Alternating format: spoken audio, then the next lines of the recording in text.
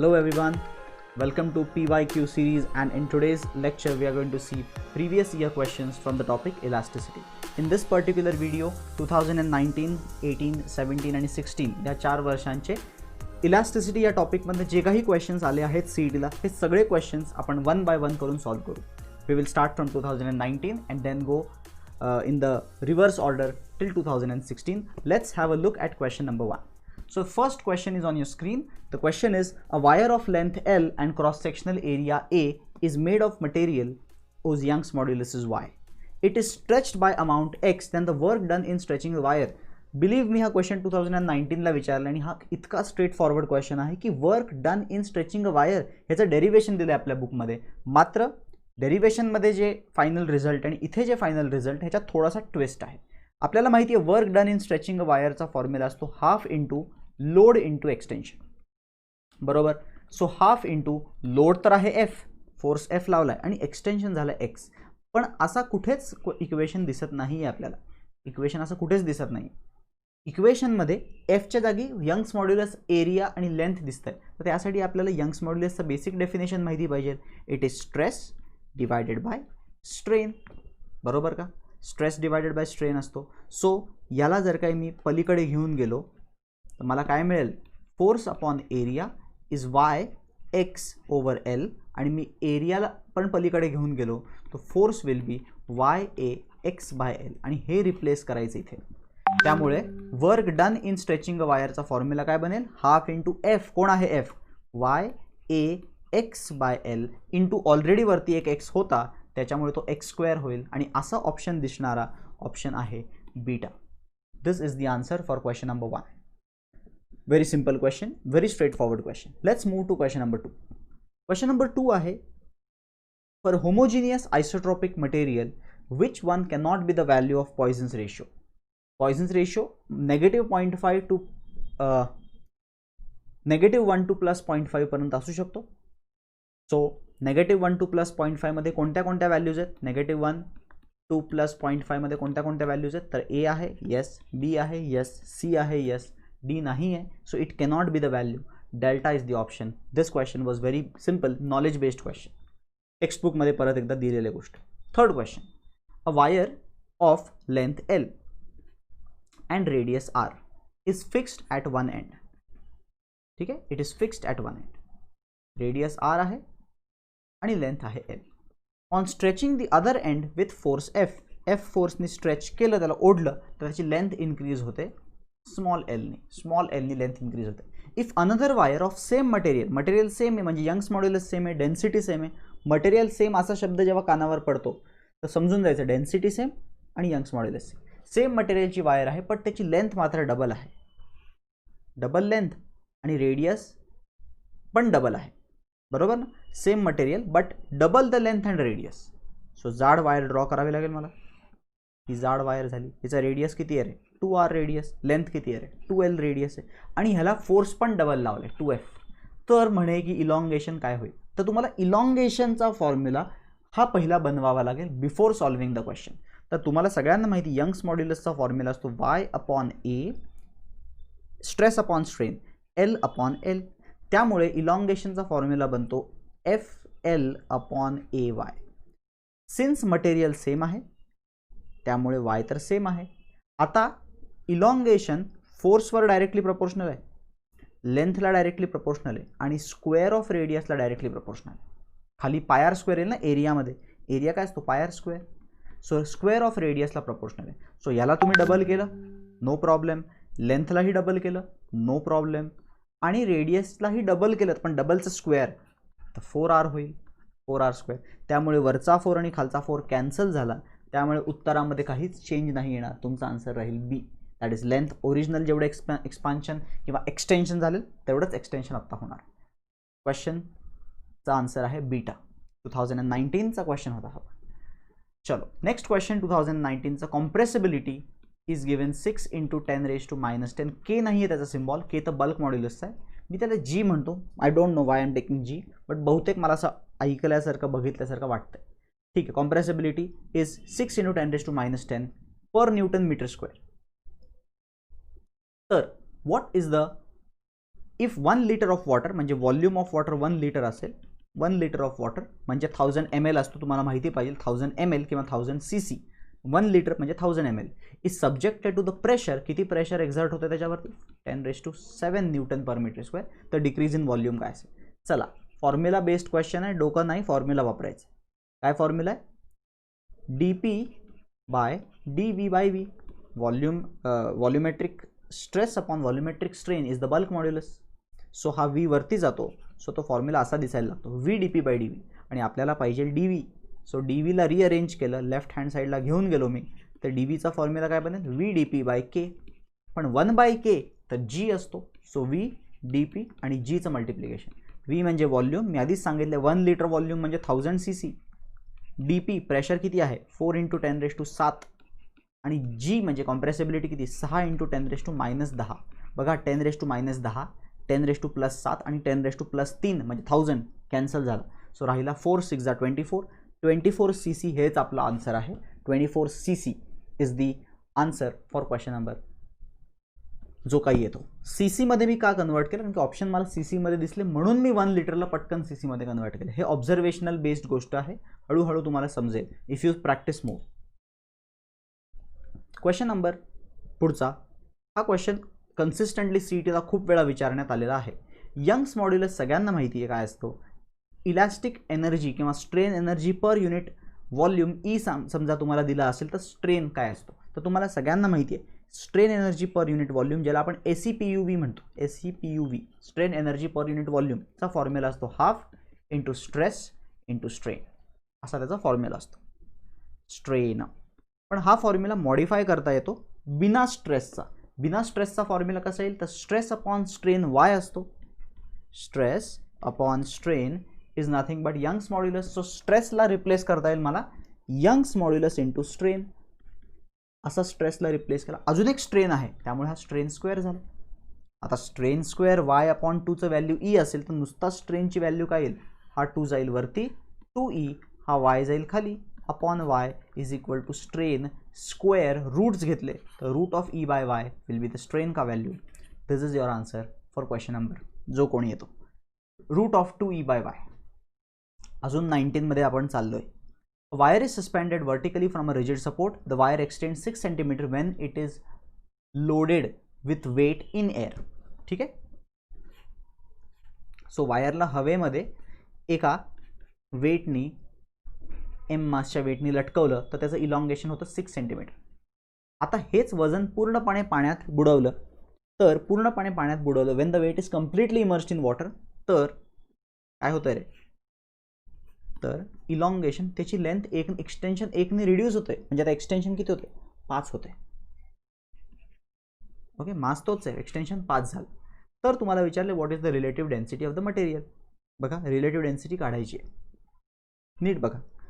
इकडे force F1 होता, तर इथे नेट फोर्स किती असेल? कॉमन सेन्स आहे, नेट फोर्स F2 असेल. आणि जर मला माहिती आहे की फोर्स हा एक्सटेन्शनला प्रपोर्शनल असतो तर मी असं म्हणू शकतो F1 bye F2 is equal to 6/5. कारण की force is proportional to extension. इथे 6चं एक्सटेन्शन झालं, इथे 5चं एक्सटेन्शन झालं. F1 जो फोर्स होता हा पूर्णपणे त्या दगडाचं वजन होतं. आणि दगडाचं वजन किती असतं? मास इंटू ग्रॅव्हिटी mg असतं. आणि त्या मासला मी व्हॉल्यूम इंटू डेन्सिटी लिहू शकतो. व्हॉल्यूम इंटू डेन्सिटी इंटू जी F1 होतं. वेरॅज F2 काय होतं? व्हॉल्यूम इंटू डेन्सिटी इंटू जी तर होतंच, mg होतंच, बट मायनस बायंट फोर्स होता आणि तो किती असतो? v rho g असतो. v rho g, वेर लिक्विडची डेन्सिटी रो असते. आणि हे equal to 6/5.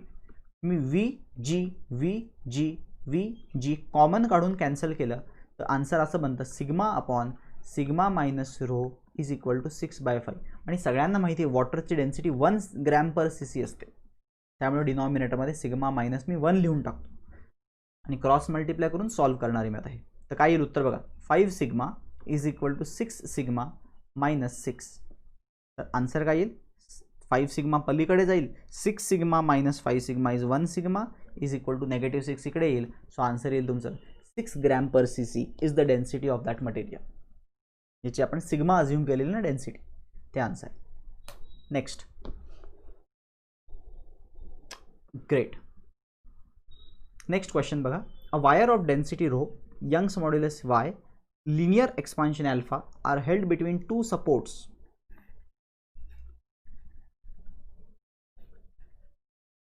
Okay, two supports. आता त्याच्यामध्ये टेन्शन नाही आहे, नेग्लिजिबल टेन्शन म्हणजे ऑलमोस्ट झिरो टेन्शन आहे, म्हणजे वायर जस्ट स्ट्रेच्ड आहे. आता रूम टेम्परेचर डेल्टा थीटाने कमी झालं तर त्यामुळे टेन्शन डेव्हलप होईल. किती डेव्हलप होईल टेन्शन? तर तुम्हाला माहिती आहे डेल्टा थीटाने जर टेम्परेचर कमी झालं तर थर्मल स्ट्रेस डेव्हलप होतो आणि थर्मल फोर्स डेव्हलप होतो. किती होतो थर्मल फोर्स डेव्हलप? सगळ्यांना माहिती आहे थर्मल फोर्स डेव्हलप होतो A alpha delta theta into Y. हा फॉर्म्युला आपण शिकलोय आणि हेच टेन्शनला रिस्पॉन्सिबल आहे, टेन्शन इन द स्ट्रिंग. आणि तुम्हाला शिकलाय तुम्ही हे की velocity of a wave in a string is under root tension upon linear density. Linear density म्हणजे mass of the wire upon length of the wire. ठीक आहे. So velocity is equal to under root काय tension आपण derive केलं आहे, temperature कमी झाल्यामुळे त्या वायरमध्ये टेन्शन डेव्हलप झालं आहे जे आहे एरिया ऑफ द वायर.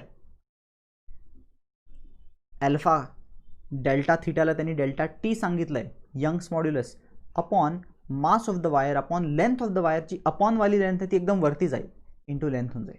आणि सगळ्यांना माहिती आहे वायरचा एरिया इंटू लेंथ केलं तर काय मिळेल रे, एरिया इंटू लेंथ केलं तर डेन्सिटी मिळेल. So is equal to area into length केलं तर व्हॉल्यूम मिळेल. तो काय बनेल formula, volume alpha delta T into Young's modulus upon mass. आणि हे मास बाय व्हॉल्यूम दिसतंय का तुम्हाला, हा व्हॉल्यूम खाली जाईल, मास बाय व्हॉल्यूम काय असतो डेन्सिटी. सो बनला ना फॉर्म्युला हवा येतो alpha delta T Young's modulus upon density is our answer. मला वाटतं चारही क्वेश्चन्स चारही ऑप्शन्स तुम्ही ऑप्शन टाकून पण सॉल्व म्हणजे डायमेन्शनली पण मॅच झाले असते. आत्ता सध्या मॅच होतो तो एकटाच ऑप्शन आहे, दॅट इज बीटा. मी तुम्हाला सांगतो डायमेन्शनली मॅच कसे करायचे. तर तुम्हाला एक तरी रिअलाइज व्हायला पाहिजे की स्पीडमध्ये कुठेच टेम्परेचरचा काही उल्लेख नसतो. स्पीडमध्ये मीटर पर सेकंड असतं, length 1 time -1. Is there any temperature term? No. So काही पण करून टेम्परेचर आपल्याला उडवायचं आहे आणि टेम्परेचर डेल्टा टी उडवू शकतो, डिग्री सेल्सिअस टेम्परेचर उडवू शकतो असा टर्म असतो अल्फा. कारण की अल्फाकडे 1 डिग्री सेल्सिअसचे युनिट्स असतात. सो अल्फा आणि डेल्टा टी हे मल्टिप्लाइड पाहिजे तरच त्यांचे युनिट कॅन्सल होतील. आणि अल्फा आणि डेल्टा टी मल्टिप्लाइड इथे आहेत, डी ऑप्शनमध्ये आहेत, बी ऑप्शनमध्ये आहेत, ए आणि सी मध्ये नाही आहेत ते multiplied.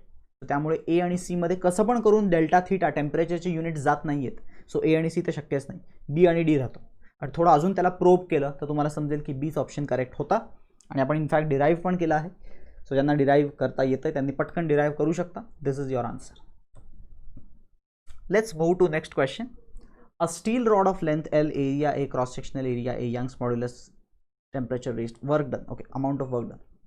Amount of work done असतं half into load into extension. Half into load into extension. आपल्याला इथे हाफ इंटू लोड इंटू एक्सटेन्शनला डिराईव्ह करायचं आहे, यंग्स मॉड्युलसच्या टर्म्समध्ये आणायचं आहे. ठीक आहे. सो इथे इलॉंगेशन किती झालं आहे, steel rod is fix between two rigid supports. Okay, so इथे एक्सटेन्शन होणार नाही आहे. सो इथे सम हाव एक्सटेन्शन टर्म काढायचं आहे मला. सो त्याचा ऑल्टरनेट व्हर्जन वापरावं लागेल मला. हाफ इंटू एफ इंटू एलच्या ऐवजी मला एल नको आहे. सो मला माहिती आहे F by A L by L तर वाय असतो. सो हा छोटा एल वरती नेला मी तर छोटा एल काय बनेल, F L upon A Y बनेल. तो मी इथे रिप्लेस करतो. सो वर्क डनचा ऑल्टरनेट फॉर्म्युला असा बनेल half into F square L upon A Y. आणि आता काही पण करून मला थर्मल फोर्सचा फॉर्म्युला इथे टाकायचा आहे आणि मला वर्क डन काढायचं आहे. थर्मल फोर्सचा फॉर्म्युला मगाशीच लिहून दिलेला मी तुम्हाला. It is alpha delta theta Y into A असा फॉर्म्युला तो टाका तिथे. तर half into alpha square, delta थीटाला ते लोक थीटा म्हटलंय तर theta square, Y square A square into L divided by A Y. A Y जाईल, उत्तर काय येईल alpha square theta square Y A L by 2 असं उत्तर आहे का. Alpha square theta square Y A L by 2 असं ऑप्शन दिसणारा ऑप्शन मला वाटतोय A. Again this question can be solved dimensionally, right. कसं काय, कारण की टेम्परेचरचे युनिट गेले पाहिजे. अरे टेम्परेचरचे युनिट सी मध्ये जातच नाही आहेत. सो सी ते शक्य नाही, बाकी सगळीकडे जात आहेत कारण की अल्फा बरोबर थीटा पाहिजे. अल्फा स्क्वेअर थीटा स्क्वेअर चालेल, अल्फा स्क्वेअर थीटा स्क्वेअर चालेल, बट अल्फा थीटा स्क्वेअर नाही चालणार. सो सी तर बिलकुल नाही ऑप्शन. ए, बी आणि हे राहिले. मग बाकी मग तुम्ही डायमेन्शनली चेक करू शकता. Let's move to the next one. A metal wire, two metal wires in fact, having same length, same material, are stretched by the same force. Their masses are in ratio 2:3. What is the elongation? तो elongationचा formula आपल्याला बनवावा लागेल. elongationचा formula आत्ताच बनवला मी, FL/AY. त्यांचं material same आहे, so हा same आहे. त्यांच्या लेंथ सेम आहेत, सो हा सेम आहे. त्यांना सेम फोर्सने स्ट्रेच केले, म्हणजे हा सेम आहे. आपल्याला त्यांचे मासेस दिलेत, तो लेंथ इलॉंगेशनचे रेशो विचारलेत. सो इथं दिसतं की elongation inversely proportional to area आहे. बरोबर. मी काय करतो, मी लेंथनी मल्टिप्लाय डिवाइड करतो, म्हणजे काय बनेल, elongation is inversely proportional to length. तर तसंही कॉन्स्टंट आहे, एरिया इंटू लेंथ काय बनला, volume, inversely proportional to volume. आणि volume is mass upon volume काय असतं रे, डेन्सिटी असतं. So volume is mass upon density झालं. सो मी elongation is inversely proportional to mass upon density. हा डेन्सिटी तसंही कॉन्स्टंट राहणार आहे, सेम मटेरियल आहे. So elongation is inversely proportional to mass. So जर मासचा रेशो m1/m2 जर काही 2/3 असेल तर L1/L2 ऑब्व्हियसली 3/2 असला पाहिजे. 3/2 वाला ऑप्शन आहे, ऑप्शन बी. कळतंय का? सो क्वेश्चन थोडेसे मिक्स्ड अप आहेत, ट्रिकी आहेत, बट तुम्हाला सुचलं पाहिजे की काय दिले, काय विचारले. This is the approach. 2019चा अजून एक question. Wire of mass m, density ρ, radius r, original length L is stretched by certain force. Change in radius is r and the change in length is L. Then the Poisson's ratio is what? तर सगळ्यांना माहिती आहे Poisson's ratio is lateral strain upon longitudinal strain. हे जग जाहीर आहे. Longitudinal strain जो आहे त्यामध्ये हा जो L आहे, नीट बघा, हा L मिसिंग आहे. ऑप्शनमध्ये तुम्हाला मोठा R दिसतोय, छोटा R दिसतोय, छोटा L दिसतोय. L मोठा L दिसत नाही. तो मोठा L मला समहाव चेंज करायचं. ठीक आहे, मोठा L नको आहे मला. हा Q काय बाबा, ठीक आहे, बघूयात what is Q. Anyways let's try and solve. तो सिग्मा असेल बहुतेक मला वाटतं. ठीक आहे, कारण की हे गिवन आहेत ना आपल्याला. सो मोठ्या L ला मला समहाव कन्वर्ट करायचं. मोठा L ला कन्वर्ट कसं करता येईल, तर mass is equal to volume into density. Correct. So mass upon density is volume, which is area into length. So area is what? Area is pi r squared. Correct. So length ka replacement will be mass upon pi r square into density. This replacement of length should be replaced over here. So sigma will be r by r. छोटा L by मोठा L वरती जो गेला आहे तो मोठा L ला मी काय लिहू शकतो, पाय m upon pi r square rho. आणि final answer will look as mr divided by pi R cube L into rho. असं ऑप्शन दिसणारा ऑप्शन कोण आहे, असं ऑप्शन दिसणारा ऑप्शन आहे पाय आर क्यूब. ऑप्शन आहे beta.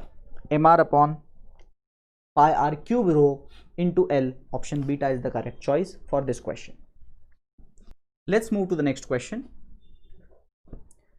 2019 once again, lift is tied with a thick rope of mass m. Maximum acceleration of the lift is a. The maximum safe stress s. Then the diameter of the rope is. Now see, if a lift is accelerated with the maximum acceleration a, if the lift is moving down, there is no problem because pseudo acceleration वरती act होईल, tension कमी होईल.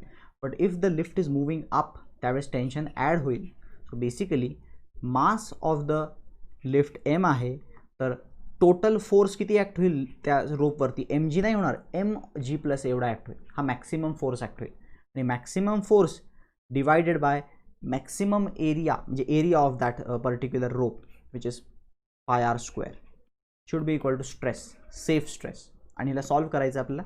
mg+a हा maximum force act होईल divided by stress will be pi r square.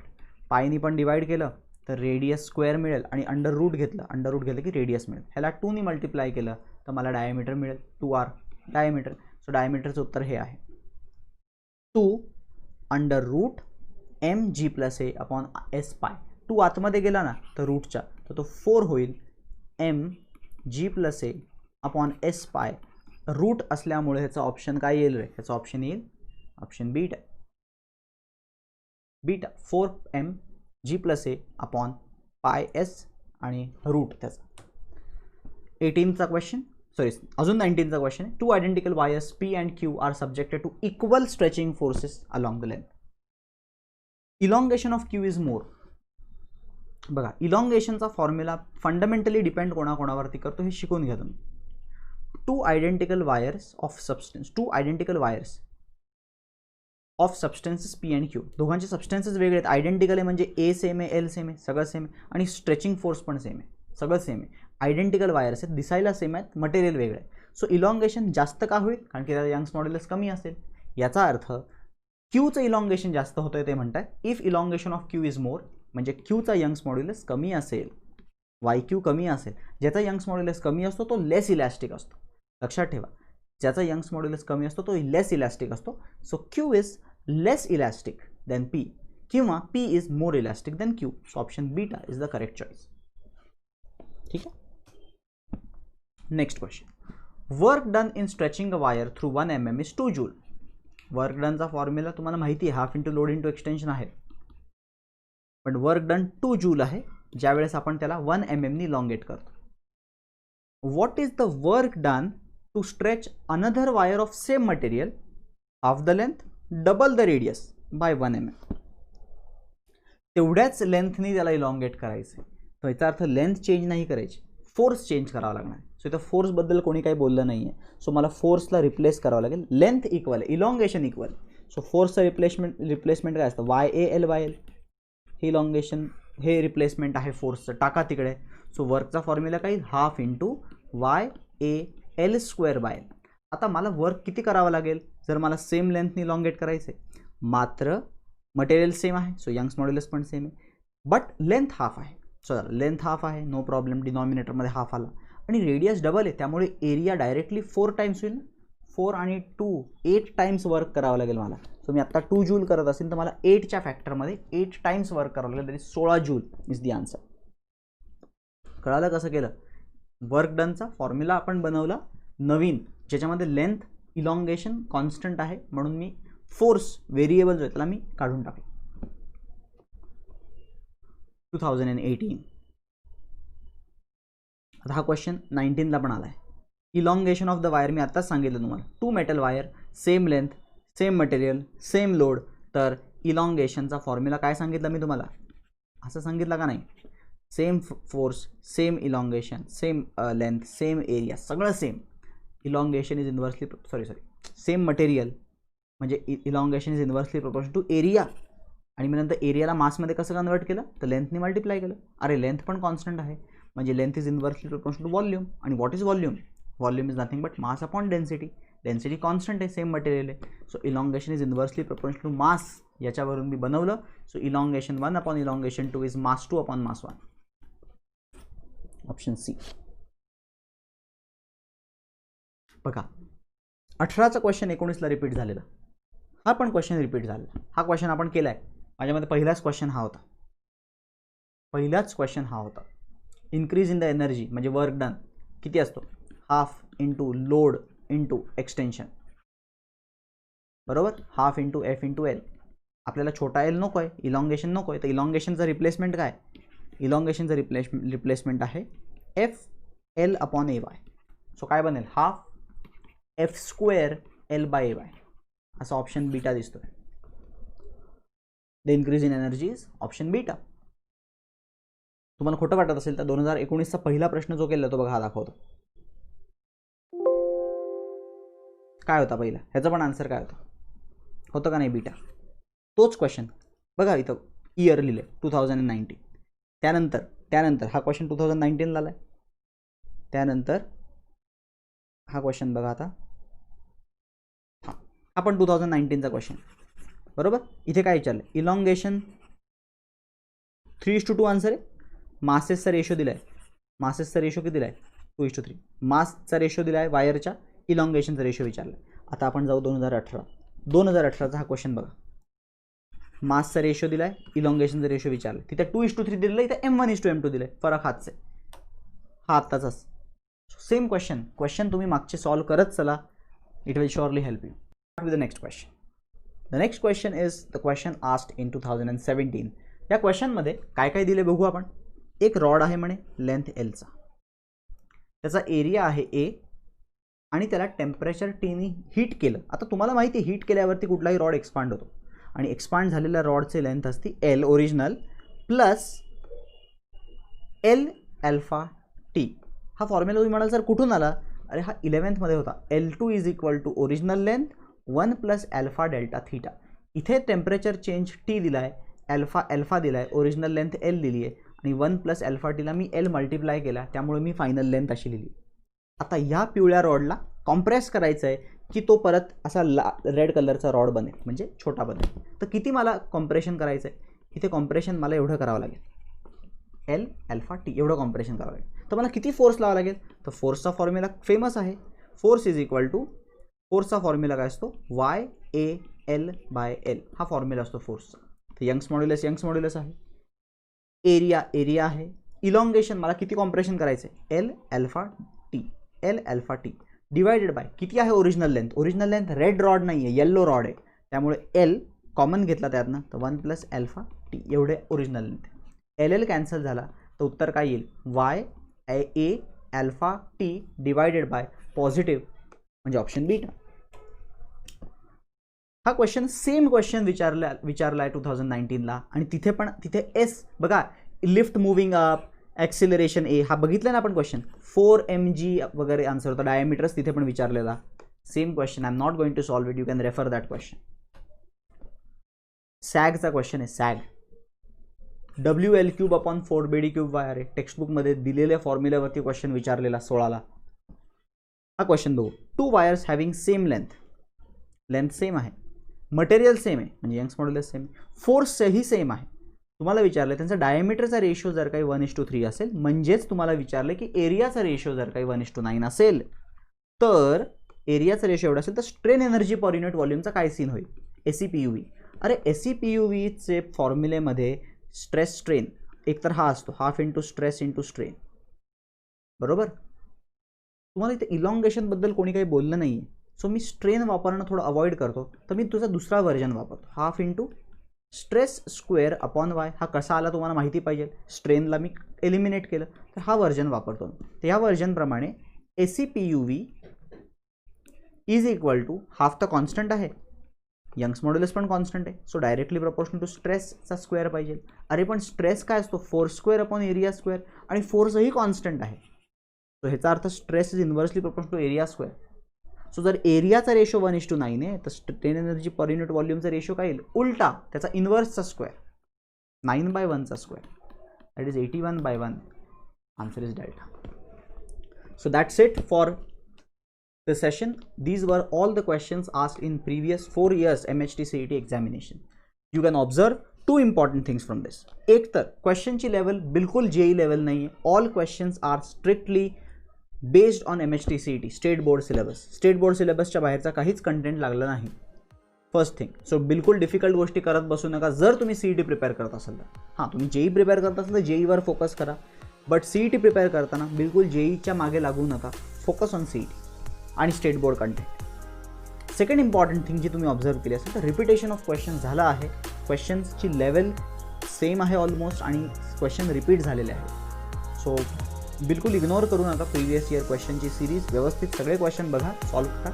Try तुम्ही करा पहिले, before I solve the question. Pause करून तुम्ही ट्राय करू शकता.